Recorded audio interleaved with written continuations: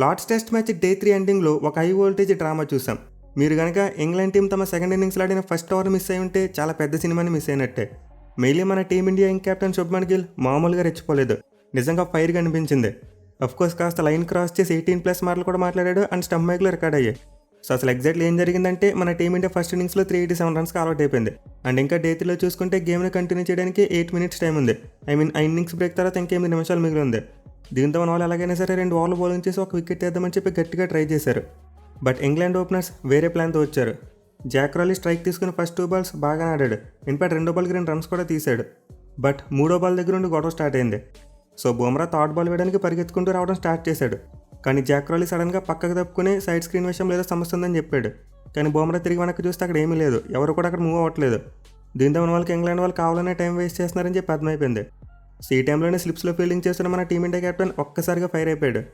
Jack rally దగ్గరికి వచ్చి family audience వినకూడదని మాట్లాడినాడు. సో శుభ్మన్ గిల్ ఏమన్నాడో నేను చెప్తే బాగోదు, ఒకసారి మీరే స్క్రీన్ మీద చూడండి.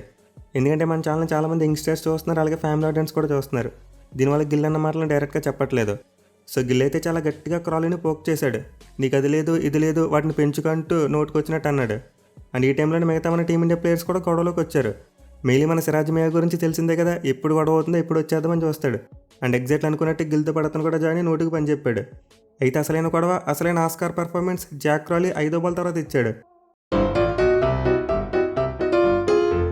బట్ మనోడు నా చేతికి బాల్ తగిలిందంటూ ఫిజియోని కాల్ చేశాడు. దీంతో మన టీమిండియా ప్లేయర్స్కి పెచ్చ లేచింది. కానీ ఈసారి మాత్రం చాలా డిఫరెంట్ వేలో జాక్ రాలీని ఆట పట్టించారు. అందరు ప్లేయర్స్ కూడా క్లాప్స్ కొడుతూ అతని దగ్గరికి వచ్చారు. సో అయితే నిజంగా జాక్ రాలీ చేసిన ఆస్కార్ పర్ఫార్మెన్స్కు ఎపిక్ రిప్లై అని చెప్పుకోవచ్చు. ఇన్ఫాక్ట్ అతని పర్ఫార్మెన్స్ని బాగా ఎంజాయ్ చేసినట్టు మన వాళ్ళు క్లాప్స్ కొట్టారు. బట్ ఎనివే ఆ తర్వాత గిల్ జాక్ రాలీ దగ్గరికి రావడం అండ్ ఒకరినొకరు ఫింగర్ చూపించుకోవడం కూడా జరిగింది. ఈవెన్ మధ్యలో బెండ్ ఎక్కట్ కూడా వచ్చాడు కూల్ చేద్దామని చెప్పి. బట్ గిల్ మాత్రం చాలా అంటే చాలా అగ్రెసివ్గా కనిపించాడు. ఇన్ఫాక్ట్ ఇప్పటివరకు మనం ఎప్పుడు కూడా గిల్ దగ్గర నుంచి అంత అగ్రెషన్ చూడలేదు. ఈవెన్ ఎప్పుడు కామ్గా ఉండే క్లాసిక్ వాళ్ళు కూడా తన అసహనాన్ని కోల్పోయాడు, క్రాలీతో వాగ్వాదానికి దిగాడు. అసలు మొత్తం మీద మన టీమిండియా ప్లేయర్స్ అందరికీ క్రాలీ చేసిన పని నచ్చక చాలా అంటే చాలా మండింది. దీనివల్ల ఇంగ్లాండ్ ఓపెనర్స్తో గొడవ పెట్టుకున్నారని లాస్ట్ ఓవర్లో చాలా డ్రామా జరిగింది. బట్ ఎనివే ఇలాంటి టైం వేస్ట్ అవ్వరాలు జనరల్గా మనం క్రికెట్లో చూస్తూ ఉంటాం. మెయిన్లీ మన రిషబ్ పంత్ విషయంలో చాలాసార్లు చూసాం.